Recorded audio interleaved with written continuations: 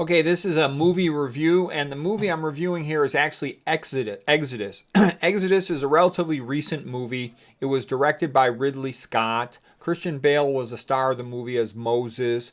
This gentleman here is playing Ramses, the pharaoh of Egypt at the time. And so him and Moses largely grew up together, but then they sort of began to diverge, and that led to the whole Exodus thing and Moses freeing up the Hebrew people.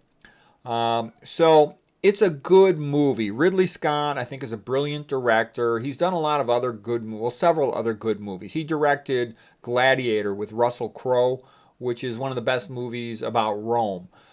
But I'm going to compare it here with The Ten Commandments. This was a movie from around 1950, and it was directed by Cecil B Demille. And he was the greatest Hollywood director of his time. He had multiple best-selling movies, things like blockbuster movies like Samson and Delilah, King of Kings, etc. And I saw this movie and I thought it was incredible. It was the idea of an epic movie. It was beautiful, it was magnificent, and it was largely religious. And I think that's the difference mostly between Ten Commandments as a movie versus Exodus. Exodus really came off to me as being a brilliant movie, but mostly about action and special effects.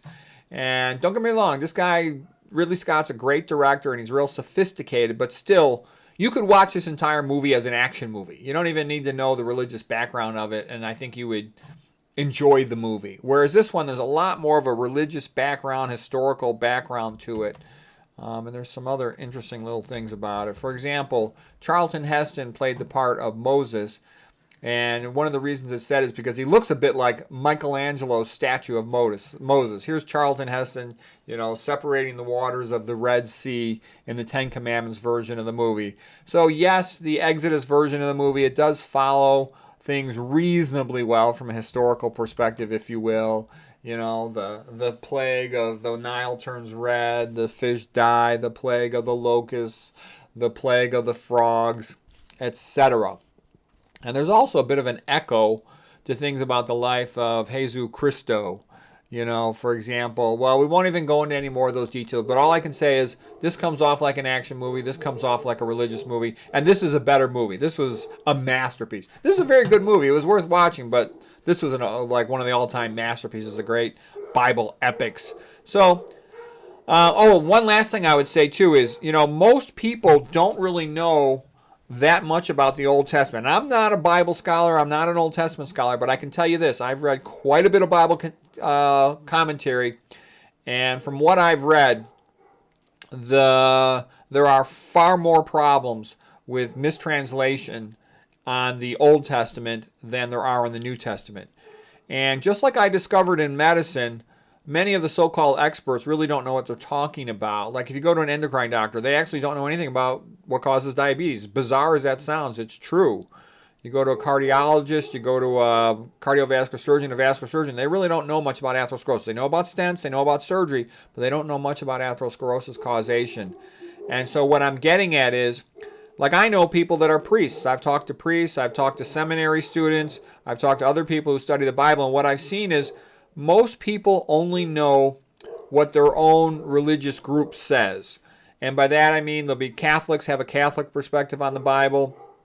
Different Protestant groups will have a perspective based on what they were raised in. Calvinist, Presbyterian, Anglican, Episcopalian, Baptist, Pentecostal. So what I'm saying is most people haven't read a wide perspective on it. And once you start doing that, you become a lot less dogmatic because you see there's other ways to look at things. And I can tell you the amount of mistranslations, and maybe I'll do a video about this in the future on the Old Testament, they're off the charts. It is so mistranslated that a lot of the most basic assumptions turn out to not be true. And so I actually think the most important stuff to come out of the Old and the New Testament put together is the ideas of, the Ten Commandments in general for society, how to behave, and then the teachings of Jesus Christ. Forgive each other, be nice to each other, treat others as you would want to be treated, etc. That will lead to a good society. Try to be like Christ. Try to be like the saints. That'll lead to a good society. So in the future, we'll talk more about some of these, comparison of Bible translations and interpretations of it and what it really means, because it has incredibly high relevance for life in the modern world. As a matter of fact, I would say you cannot understand many of the major events in the modern world unless you know a little something about the Bible. And it just enriches everything. The founding fathers all said the most important thing a person can learn is about the Bible. And the people who've really studied a lot, they'll tell you the most important thing you can learn is the Bible. And then you should also learn about the ancient Greeks and the ancient Romans and the Renaissance, I would say. And then know what happened in the 1900s, especially in Soviet Russia, but also in China, and compare that with the USA to have a little perspective. So anyways, hope this was helpful or interesting.